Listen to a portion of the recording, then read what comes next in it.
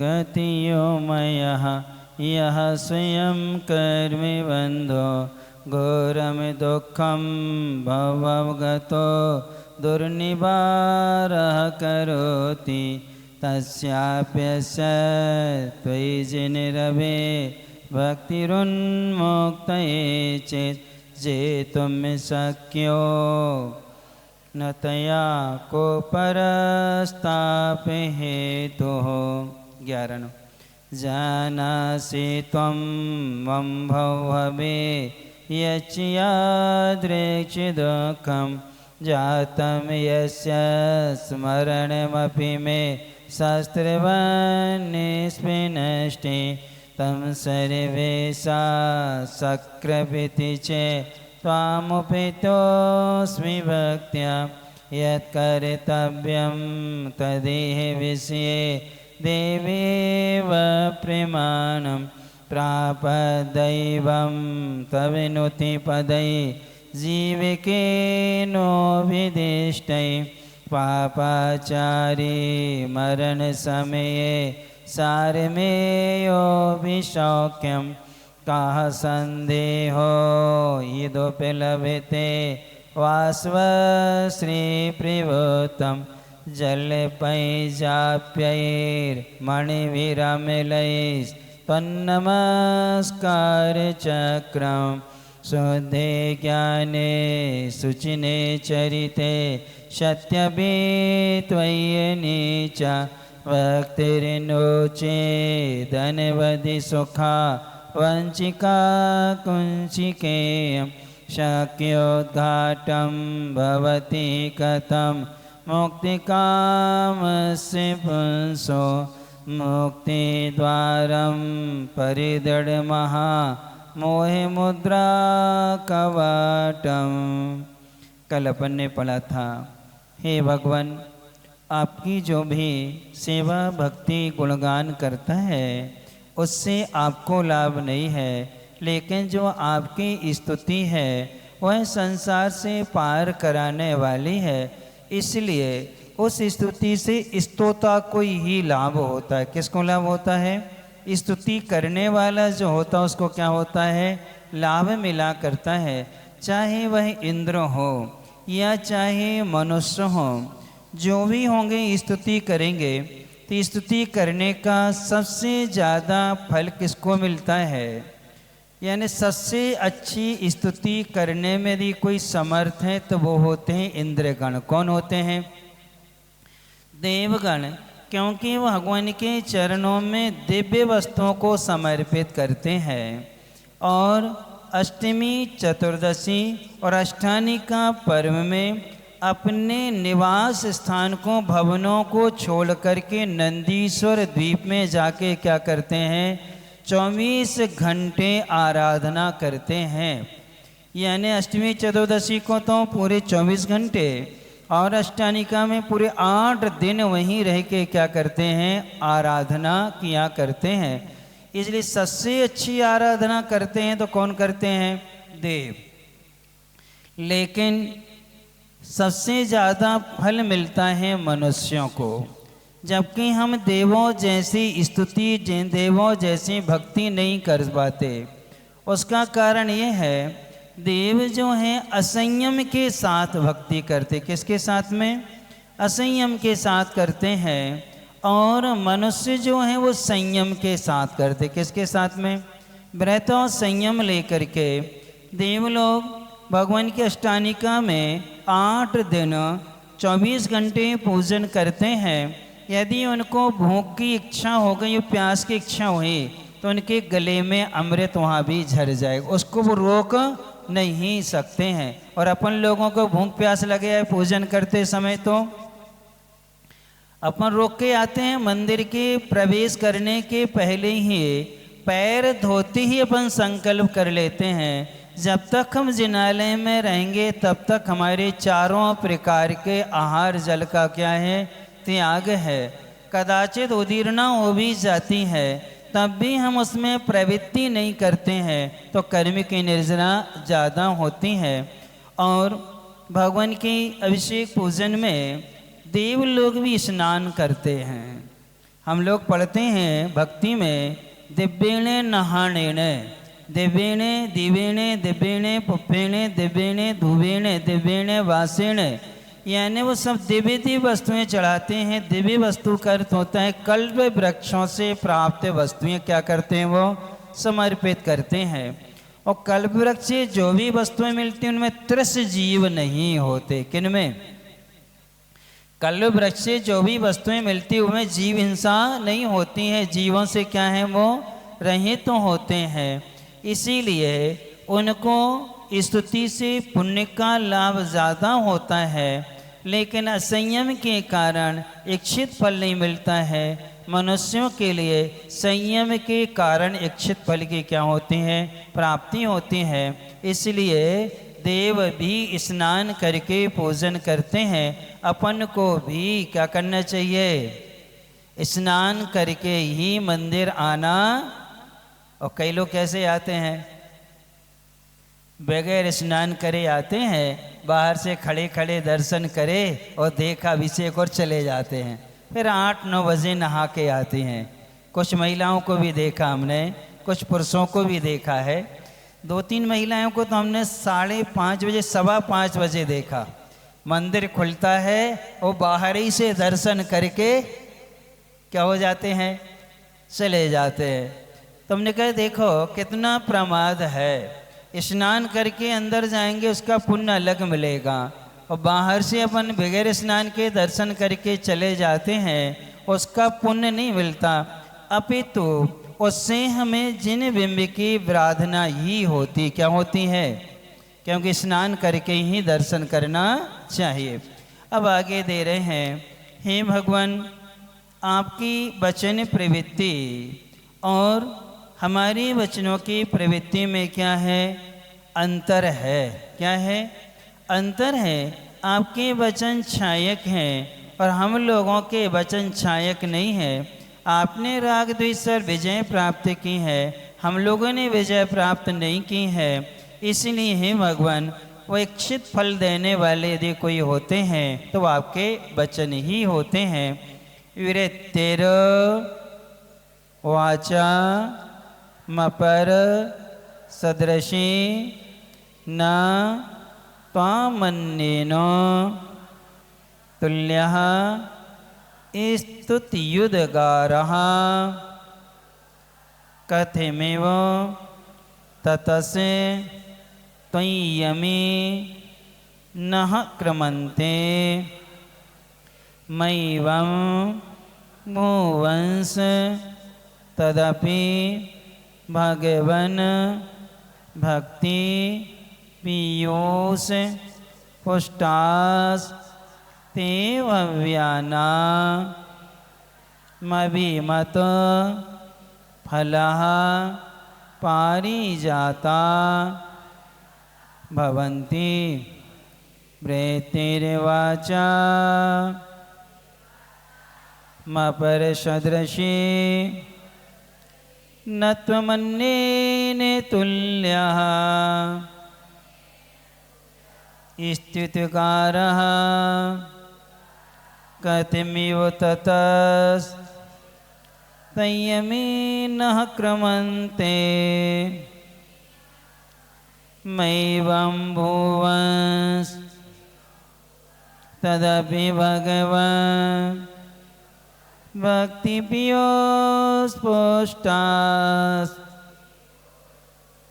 ते भव्याना मभिमते फलः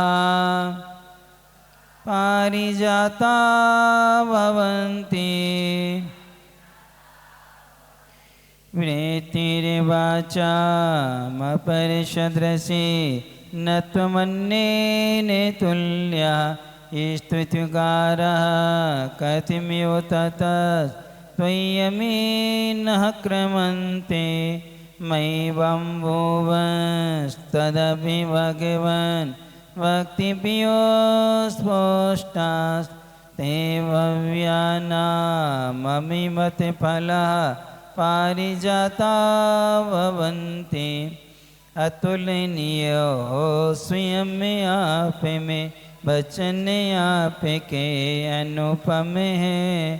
शब्दों में गुण गाने आपका हम करने में अक्षम है। भक्ति पूर्ण अमृत से भीगे स्तुति करता के उद्गार। भव्य जीव को सावित होते कल्प वृक्ष इच्छित फलदार।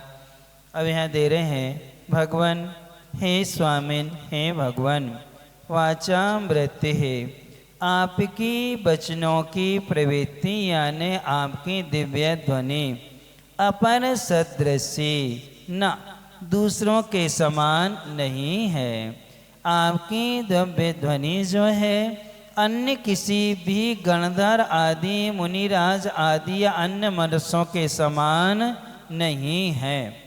ना तुम अन्य तुल्यः और आप जो है अन्य किसी के समान भी नहीं है। हम आपकी तुलना किसी दूसरे से कर ही नहीं सकते हैं। किनकी? अनंत भगवान की तुलना जो है हम किसी भी देव आदि से किसी भी वस्तु से कर नहीं सकते हैं। और ततः इसलिए नह यानी हमारे अमी यानी ये स्तुति उद्गार स्तुति रूपी उद्गार। उद्गार का मतलब होता है सम्यक वचन। उद्गार यानी क्या होता है? सम्यक वचन। उत उपसर्ग पूर्वक गिरी धातु जो है गिरी यानी वाणी होता है उसमें प्रत्यय जोड़ दिया तो बन गया गार यानी मुख से निकले हुए वचन। तो उत उसमें क्या लगा है? उपसर्ग लगा है यानी निर्दोष वचन। हे भगवान आपके जो विषय में हमारे स्तुति रूपी जो निर्दोष वचन है तो ये आपके विषय में या आप तक कथम एव किसी भी तरह क्रमंते पहुँच सकते हैं। किस तरह पहुँच सकते हैं? अर्थात नहीं पहुँच सकते। अर्थात नहीं पहुँच सकते। क्यों नहीं पहुँच सकते? एवं इस प्रकार माँ भुवन अर्थात आप तक वह कभी पहुँच नहीं सकते। माँ यानी नहीं, भुवन यानी हो सकते हैं। अर्थात आपके कानों तक हमारे वचन पहुँच नहीं सकते हैं।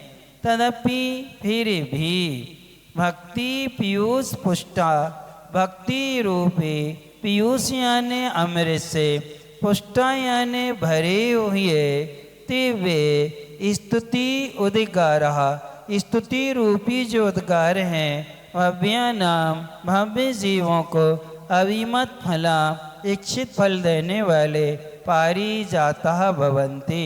पारिजात यानी कल्प वृक्ष के समान होते हैं। हे भगवान आपके वचनों की प्रवृत्ति दूसरों किसी के समान नहीं है। आप भी किसी भी 63 सलाका पुरुषों में आप अन्य किसी के समान नहीं है। और हम जो स्तुति कर रहे हैं आपके विषय में हम जो भी कह रहे हैं उसको कहने में हम समर्थ नहीं हैं और हमारी स्तुति रूपी वचन आप तक पहुंच भी नहीं सकते हैं क्योंकि आपको छाया ज्ञान दर्शन हो गया है। आपकी जो इंद्रियां हैं उनका क्या हो गया है? क्षयोसम नाश हो गया। क्या हो गया है? भगवान का ज्ञान जो है वो छाया ज्ञान है और अपना ज्ञान कैसे क्षयोसमिक है। अपन को इंद्रियों से ज्ञान होता है और भगवान का जो ज्ञान है वो आत्मा से है। उनका ज्ञान अतीन्द्रिय है, इंद्रिय जन्य नहीं है। तो अपन जो जोर जोर से बोलते हैं तो भगवान सुनते हैं क्या? ना भगवान सुनते हैं। आँखों से देखते भी नहीं है। केवल ज्ञान के बाद में आँखें दिखेंगी लेकिन देखते नहीं है। उनके केवल दर्शन में सारे पदार्थ झलक रहे हैं और केवल ज्ञान से सबको क्या कर रहे हैं? वो जान रहे हैं। केवल ज्ञान के बाद उनके शरीर को कोई छू नहीं सकता। कोई भी व्यक्ति क्या नहीं कर सकता? छू नहीं सकता है। क्यों? परम औदारिक शरीर है। कौन सा शरीर है?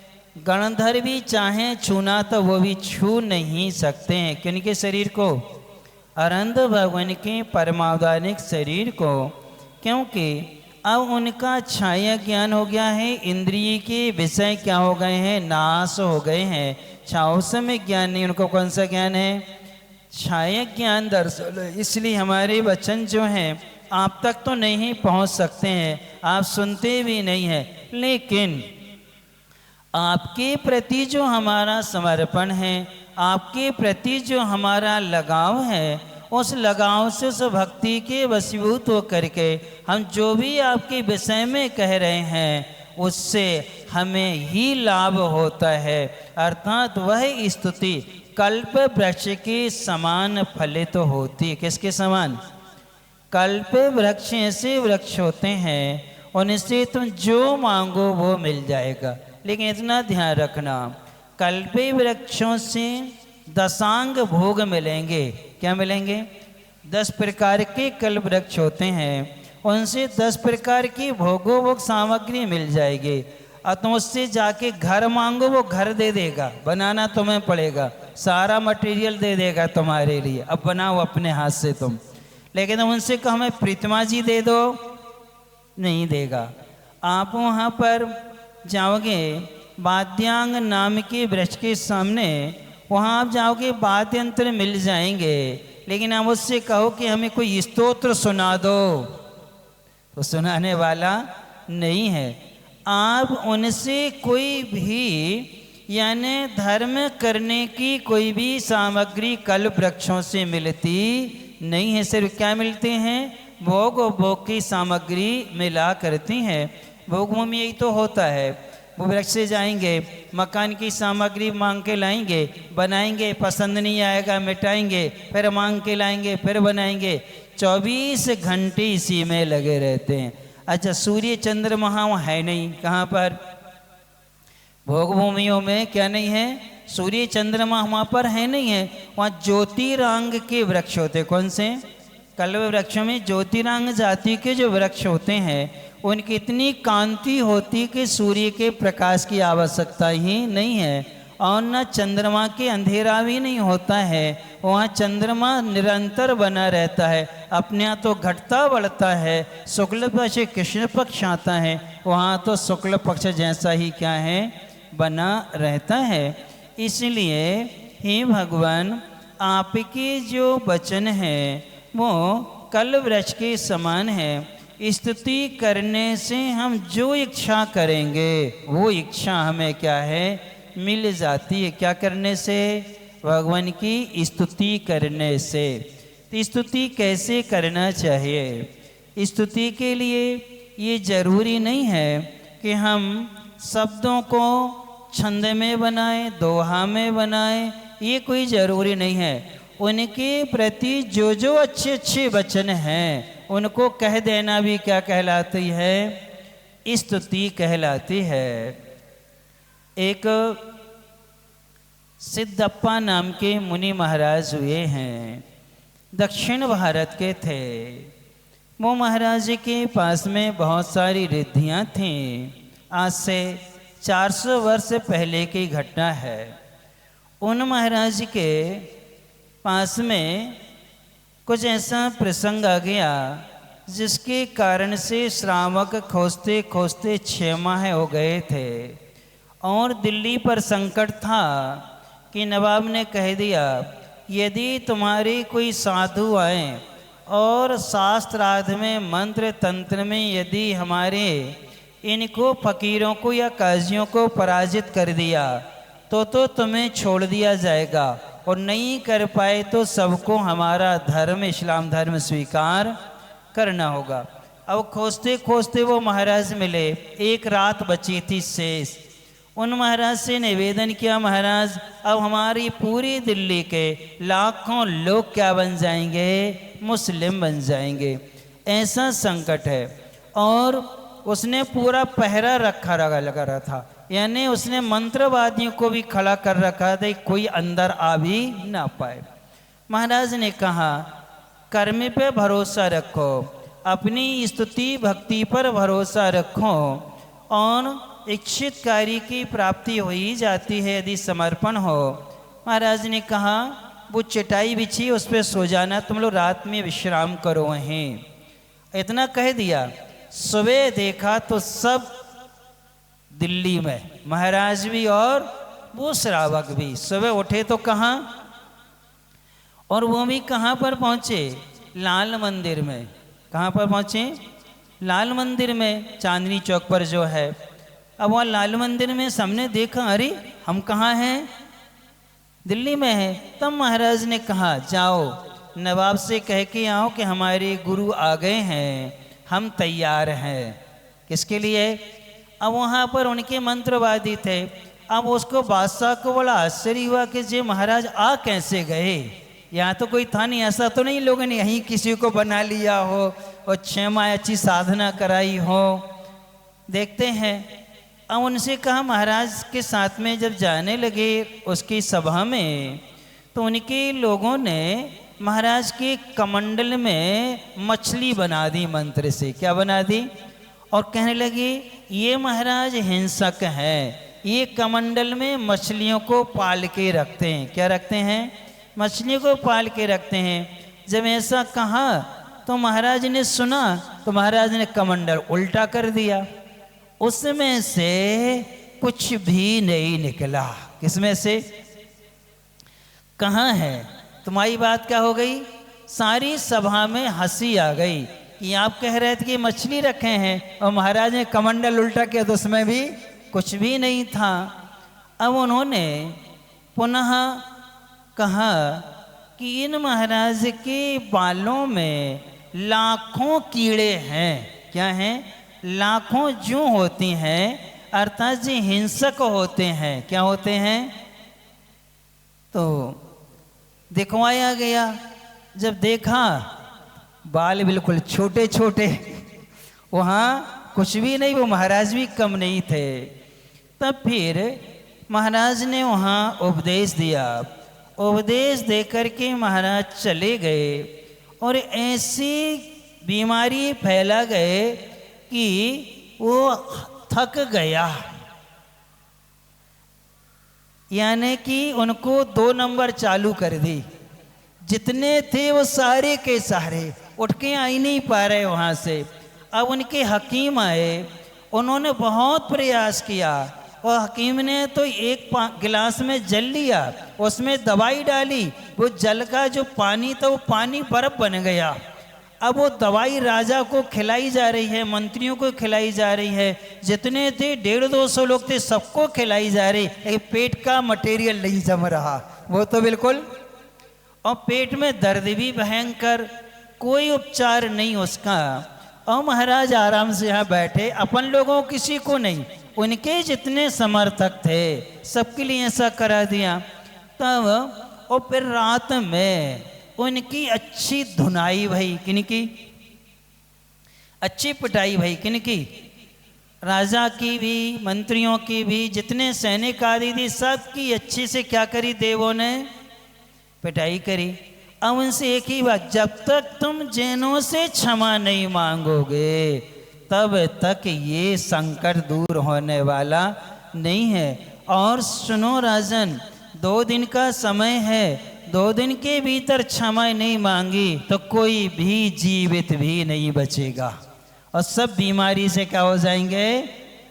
अब राजा जी घबरा गए और उनने क्षमा मांगे। सबको बुला करके उसने साष्टांग लेट करके क्या करे, क्षमा मांगे। और उसने कहा, दुनिया का यदि कोई श्रेष्ठ धर्म है तो जैन धर्म है, और इनकी स्तुति में जो ताकत है वो हमारी नमाज में, हमारी आयतों में, अर्थात हमारी जो भी कुरान की वो क्या है आयत आदि जो होती हैं, किसी में कोई शक्ति नहीं है। हमारे मौलवी हार गए, हमारे हाजी हार गए, हमारे सारे मंत्र तंत्र वाले हार गए, लेकिन नमोकार मंत्र को कोई पराजित नहीं कर पाया।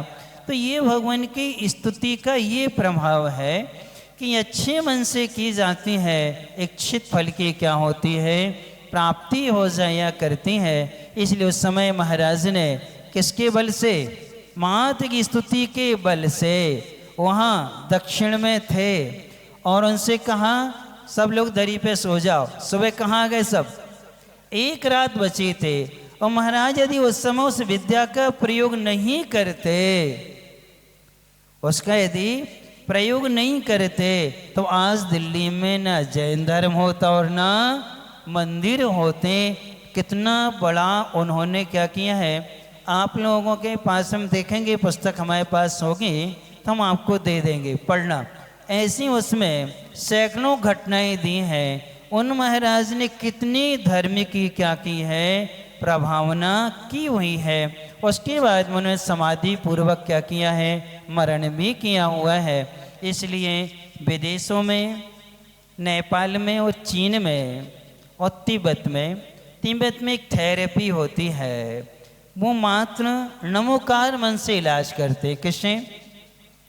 एक कांसे का कटोरा लेते हैं, उसको ऐसा पकड़ते हैं, एक लकड़ी लेते हैं चंदन की, उसको एक कटोरे किनार पर ऐसी टच कर देते हैं तो झन की आवाज़ आती है। फिर उसको ऐसा ऐसा घुमाते हैं नमोकार मंत्र पढ़ते हुए, और जैसे जैसे घुमाएंगे नमोकार में उसे ओंकार की ध्वनि निकलेगी। फिर उस मरीज के चारों तरफ क्या करेंगे, उसको ऐसे घूमेंगे, वो उसके सारे रोग क्या हो जाते हैं, दूर होते हैं। यानी वो नमोकार मंत्र से क्या करते हैं, उपचार करते हैं। इसलिए 84 लाख मंत्रों का क्या है, राजा है। इसलिए हे भगवान, आपकी जो स्तुति करते हैं उससे आपको कोई लाभ नहीं है। और आप जो हैं, आपके वचन दिव्य ध्वनि जो है अन्य महापुरुषों के समान इसलिए नहीं है कि जितने भी लोग हैं वो छावसमिक ज्ञान वाले हैं, और आप कैसे हैं, छायक ज्ञान वाले हैं। आपके समान अन्न हरिहर आदि क्यों नहीं है, ब्रह्मा विष्णु आदि सब आपके समान क्यों नहीं है। आपके पास में 4 अनंत चतुष्टय हैं, आपके पास में 4 घातियाँ कर्म नहीं हैं। इसलिए आपके समान अन्न कोई हो नहीं सकता है। बाकी सब मोहिनी कर्म से क्या है, संहित है। इसलिए हे भगवान, आपकी तुलना हम किसी से कर भी नहीं सकते हैं। इसलिए हम जो शब्द आपके विषय में बोलते हैं वो विषय आप तक भले न पहुँचे, लेकिन उन वचनों से हमें ही लाभ होता है। क्योंकि भक्ति हम कर रहे हैं तो हमारी आत्मा के प्रदेश जो होते हैं भगवान के गुणों से तन्मय हो जाते हैं। जब तन्मय होते हैं तो हमें शुभ परिणाम का क्या होता है, आश्रय होता है। तो हमें पुण्य का क्या होता है, आश्रय हुआ तो पुण्य का क्या होता है, बंध हुआ करता है। इसलिए आपको कोई लाभ हो या ना हो, स्तुति करने से हमको ही क्या होता है, लाभ हुआ करता है। आप लोग मंदिर किस लिए आते हो? भगवान के लिए आते कि अपने लिए आते हैं?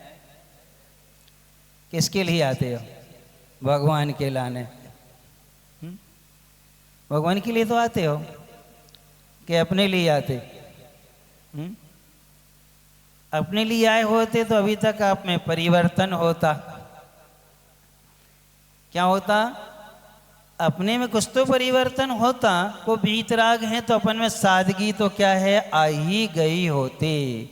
क्योंकि जब हम दर्पण में चेहरा देखते हैं तो चेहरा दर्पण हमारी विकृतियां बता देता है। दूर तो किसको करना पड़ती हैं, स्वयं को दूर करना पड़ती हैं।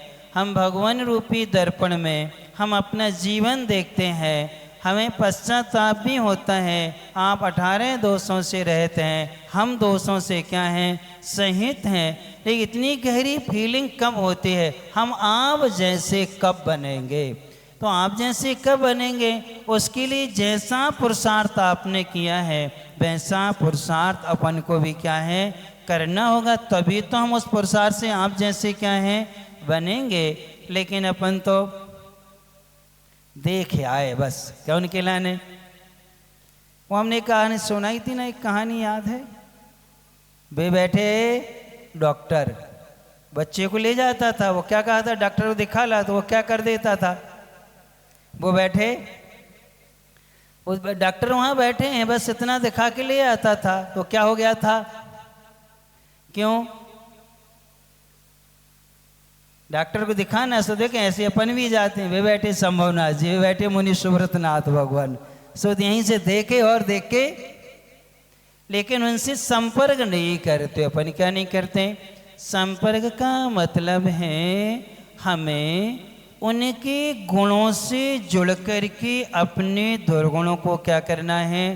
त्याग करना है। अपने दोषों को छोड़ने का क्या करना चाहिए? प्रयास करना चाहिए। इसलिए आचार्य भगवान ने कहा है कि पुण्य दो तरह के होते हैं, एक विशिष्ट पुण्य होता है, एक विमल पुण्य होता है।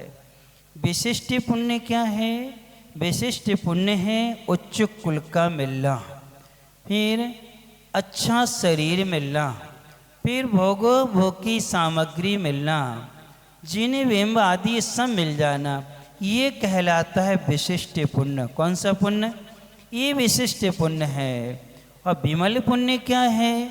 विमल पुण्य का मतलब होता है आचरण अष्टम मूल गुण 12 व्रतों का पालन करना। किसका? अष्टम मूल गुण 12 व्रतों का पालन करना। सो कौन सा पुण्य है? विमल पुण्य। विशिष्ट पुण्य वाले की दुर्गति होना संभव है, विमल पुण्य वाले की दुर्गति होती ही नहीं है। सदगति होगी या मोक्ष होगा। क्या होगा? या तो सदगति होगी या क्या होगा? सीधा मोक्ष होगा। इसीलिए हमें विशिष्ट पुण्य को विमल पुण्य में बदलना है। किस में बदलना है?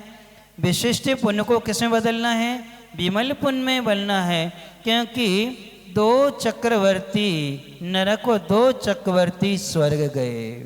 12 चक्रवर्तियों का पुण्य विशिष्ट था, तभी तो चक्रवर्ती जैसा पद मिला, चक्र मिला, निधि रत्नों के स्वामी बने। लेकिन 8 चक्रवर्तियों ने विशिष्ट पुण्य को विमल पुण्य में परिवर्तित कर दिया, तो कहाँ चले गए? वो मोक्ष चले गए। इसलिए अपन को अपने पुण्य को क्या बनाना है? विमल पुण्य बनाना है।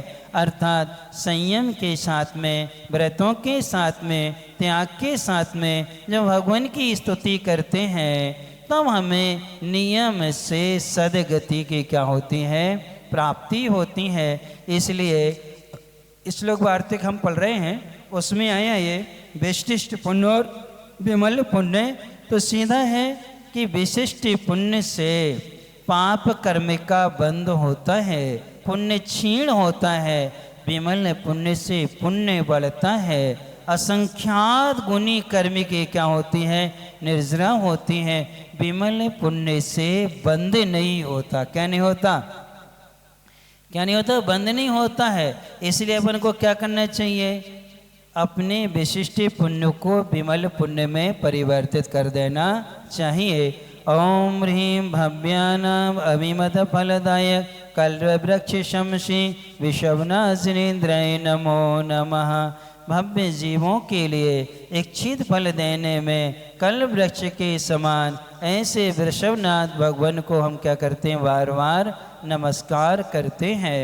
इसलिए स्तुति किसके साथ करना चाहिए? त्याग के साथ में करना चाहिए। अब अपन चलते हैं कहानी की ओर। बिना सोची जिसकी कल्पना नहीं थी, और वह कल्पना स्वप्न में ही नहीं सोचा था, लेकिन वो साकार हो गया। सुर सुंदरी ने लक्ष्य की प्राप्ति कर ली और अमर के लिए भी वह संयोग मिला। तब उसने कहा, सुर सुंदरी ने, मैं अमर अभी तो जाती हूँ और मैं पुनः विमलयस बनूंगा। कल हम आपकी इस रूप में नहीं मिलेंगे और हम राजा जी से इस विषय में चर्चा करेंगे। किससे? राजा जी से चर्चा करेंगे। तब तक हमारे धर्म के जो भाई थे रत्न जटी विद्याधर, उसको समाचार भेज दिया था। वह प्रातः काल रत्न जटी विद्याधर आ जाता है और अतिथि भवन में जहाँ विमलेश ठहरा तो वहीं वो ठहरता है। विमलया स्वयं जाता है उनको लेने के लिए। कौन? विमलया स्वयं जाता है और जाते ही साथ में रूप परावर्तनी विद्या से पुनः सुंदरी बनता है। और सुंदरी बनकर के अपने भाई से मिलते हैं और विमल यश को वो पूरी विमल यश जो है सुर सुंदरी पूरी बात रत्न जटी विद्याधर को बता देता है कि भैया आपने दिया था जादुई पंखा, उससे हम राजा जी तक पहुंच गए और आपने दी हुई जो विद्याएं थी भाभी, उन विद्याओं के बल से हमने राज्य ले लिया। यहाँ के क्या बन गए? राजा बन गए। और राजा बन करके हमारा विवाह भी हो गया गुण मंजरी से।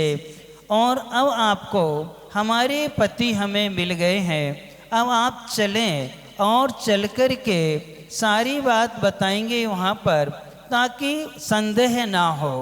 अब अमर के पास में ये पहुँचे और वह पुनः सुंदरी के रूप में गए। उनने सारी बात बताई और सारी बात बताने के बाद में अमर से कहा अपन सब मिलकर के राजा गुणपाल के साथ चलते हैं। शर्त ये है कि आपके लिए गुण मंजरी को स्वीकार करना होगा। किसको? अमर के लिए, क्योंकि विवाह हमने किया था विमल यश के रूप में, लेकिन मुझे विश्वास है कि गुण मंजरी आपको क्या करेगी? स्वीकार कर लेगी। क्योंकि सारा रहस्य जब हम सामने रखेंगे कि सील की रक्षा के लिए हमने ये किया हुआ है, ये सब बातें बताएंगे और ये रत्न जटी विद्याधर इसका प्रमाणिक रहेंगे। तब विमल यश ने कहा, अमर ने कहा ठीक है, लेकिन एक शर्त हम भी रख रहे हैं कि कल तुम्हें सभा में हमें निर्दोष साबित करना होगा। किसको? किसको? अमर को क्या करना होगा? निर्दोष साबित करना कि हम चोर नहीं हैं। तो उसने कहा ठीक है। और ये दोनों आपस में चर्चा करके रत्न जटी विद्याधर से मिल कर के और विमल यश जो है अपना पुनः उसी रूप में पहुंचता है राजा गुणपाल जी के पास में। और रत्न जटी विद्याधर अमर को लेकर के और सारी बात राजा को क्या करता है और महारानी को बताते हैं। और राजा रानी को दोनों बात सब बताते हैं। गुण मंजरी भी वहीं है, तीनों को सारी बात बताते पूरी घटना सुना देता है। और रूप परावर्तनी विद्या से पुनः क्या बन जाता? वो सुंदरी बन जाता है। महाराज अब ये राज्य संभालने में समर्थ यदि कोई है तो अमर कुमार है। कौन है ये तुम्हारा राज्य भी संभालेंगे और आज से गुण मंजरी को भी क्या करेंगे? यही संभालेंगे। और जैसे ये मालूम चला तो राजा गुणपाल को बड़ा आश्चर्य हुआ। आश्चर्य करते करते बेहोश हो जाते हैं। पुनः उस पंखे से उनको होश में लाते हैं और कहते हैं धन्य है जिन धर्म की महिमा, नमोकार मंत्री की महिमा और पाठशाला में गुरुकुल में पढ़े हुए संस्कारों की महिमा है कि बेटी तूने एक स्त्री होकर के नरभक्षी राक्षस को पिता तुल्य बनाया। फिर इसके बाद में जहाँ जो जो मिला है सबका हृदय तुमने क्या किया? परिवर्तित किया है और अपने आप के लिए क्या बना बचाया है? सील की आपने क्या की है? रक्षा की है। सील की रक्षा के लिए तुमने पुरुष वेश को धारण किया और हमारे नगर का संकट दूर करके चोर को तुमने क्या है? पकड़ा है और चोर का हृदय तुमने परिवर्तित कर दिया। इन सबसे वाला प्रभावित होकर के जिन धर्म पर और प्रगाढ़ श्रद्धा हो जाती है और अमर कुमार को राज्य भी देता है और गुण मंजरी का पाणी ग्रहण किसके साथ हो जाता है? अमर के साथ हो जाता है। रत्न जटी विद्याधर और ये सब होते हैं। तो सुंदरी कहती है यक्ष देव से जो पिता तुल्य यक्ष बन गए थे उनको भी बुलवा लेते हैं। किनको? अब वो अपनी अवलोकनी विद्या से पता कर लेते हैं और समाचार भेज देते हैं। यक्ष को एक मुहूर्त भी नहीं लगता है और वह भी कहाँ उपस्थित है? वहाँ पर उपस्थित होता है और उपस्थित होकर के अमर के लिए डांटता है। किसको डांटता है वो यक्ष? अमर को डांटता है कि यहाँ से संकल्प करो कि कभी भी किसी भी परिस्थिति में किसी भी को अकेला कहीं नहीं छोड़ोगे। स्त्री को ही नहीं, किसी को भी तुम क्या नहीं करोगे, अकेला नहीं छोड़ोगे। ये तो इसके नमोकार मंत्री की महिमा है कि हमारा जीवन क्या हुआ है, उससे परिवर्तित हुआ है। ऐसा सब मिलते हैं, मिल करके नगर के सामने जब ये समाचार पहुंचता है, वो मृत्युंजय जो विद्याधर था, चोर था, वह भी आश्चर्य में पड़ जाता है। और जिन धर्म की महिमा और नमोकार मंत्र पाठशाला के संस्कारों से प्रभावित होते हुए सब कहते हैं, ये बताओ ऐसे मुनि महाराज कहाँ मिलेंगे, ऐसी आर्यिकाएँ कहाँ मिलेंगे जिनसे हम लोग भी अध्ययन कर सकें, उनसे हम भी ये सीख सकें, हमारे नगर के बच्चे उनसे क्या करें, शिक्षा लें। तब रत्न जटी विद्याधर कहता है, महाराज आपके नगर में मुनि महाराज कई वर्षों से नहीं आए हैं।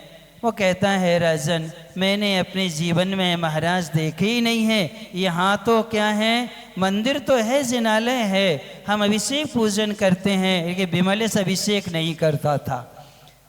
अब मुझे मालूम चला क्यों नहीं करते थे, तब उन्होंने इतनी कहा, अब पुरानी बातों को क्या है भूल जाए, अब उनको ही स्मृति में लाने से कोई फायदा नहीं है। और ये सब लोग क्षमा याचना कर लेते हैं। जिन धर्म की बहुत बड़ी प्रभावना होती है, और प्रभावना के साथ में 13 जहाज लेके जब आए थे, तब विमल यसने ने सुंदरी ने घोषणा कर दी। वहाँ गुणपाल राजन ने कहा कि ये सार्थबाई जो है निर्दोष है, परीक्षा के लिए ऐसा कार्य किया गया था, इसलिए इनको भी क्या किया जाता है, क्षमा किया जाता है। कुछ दिन वो लोग राज्य में रहते हैं, रहते हुए 12 वर्ष व्यतीत हो जाते हैं। कितने, 4 वर्ष तो सुंदरी ने निकाल दिए थे, किसमें, संकटों से जूझते जूझते विमल यश के रूप में। और ऐसे करते करते 8 वर्ष और वहीं रुकते, कहाँ पर, राजा गुणपाल के यहाँ बेना तट पर वहाँ रुकते हैं। इनके रुकने से उस नगर में मुनि महाराजों का आगमन होता है। और जब महाराज का आगमन होता है, सब लोग अनभिज्ञ थे आहारचर्या से, लेकिन सुंदरी और अमर बहुत कुशल थे। रत्न जटी विद्याधर वो कुशल था। इन सब ने महाराजों की आहारचर्या कराई और सारे लोगों को आहारचर्या का क्या करा दिया, ज्ञान करा दिया। तब से महाराज लोगों का आना जाना हुआ। एक लक्ष्मी भूषण नाम के मुनि महाराज अपने 7 मुनिराजों के साथ में वहीं वेनाडट में चतुर्मास करते हैं। क्या करते हैं, चतुर्मास करते हैं। शेष कहानी डैश डैश डैश, आगे क्या होगा। चतुर्मास है, अभी रत्न जटी विद्याधर भी वहीं है, सुंदरी अमर वगैरह वहीं है। अब विवाह अमर का गुणमंजरी से हो गया है। ये सब लोग वहीं मिल कर के रहते हैं। शेष अपन आगे जानने की कोशिश करेंगे। अभी 5 दिन और चलेगी कहानी, 5 दिन बाद आपको मालूम चलेगा। फिर हम आपको पूर्व भाव बतलाएंगे। सुंदरी के साथ में जितनी घटनाएं घटी हैं, यक्षद्वीप से लेकर के रत्न जटी विद्याधर तक की, इन सब का कौन कौन सी गलती की थी पूर्व में, जो जो कर्म इस भाव में उसका किया है, उदय में आया है। अमर ने किस कर्म के कारण से सुंदरी को छोड़ा था और कौन सा कर्म उनने किया था जिससे इस अवस्था में उन सबका क्या हुआ है, मिलना हुआ है। क्योंकि वो महाराज जो हैं अवधि ज्ञानी हैं, लक्ष्मी भूषण जो महाराज हैं, अब उन अवधि ज्ञानी मुनि महाराज से इनके पूर्वभाव वो क्या करेंगे बताएंगे। वो हम आपको सब बताएंगे ताकि हमें भी प्रेरणा लेना है कि ऐसा कार्य करेंगे तो हमें इस प्रकार का फल मिलता है। इसलिए कभी भी हमें ये कार्य नहीं करना चाहिए। आज की नियम का पालन कौन कौन ने किया, क्या नियम था, अंतराय आया ही नहीं होगा कोई को है? वो तो महाराजों को आता, तुम लोगों को थोड़ी आता है। क्योंकि तुम लोग तो देखते ही नहीं हो, जो कछु है सो आने दो है? अच्छा, रोज बगैर दे के खाते थे, है ना। जिनने पालन किया उन सबके लिए आशीर्वाद, जिनने नहीं किया उन सबके लिए। अब कल के लिए हम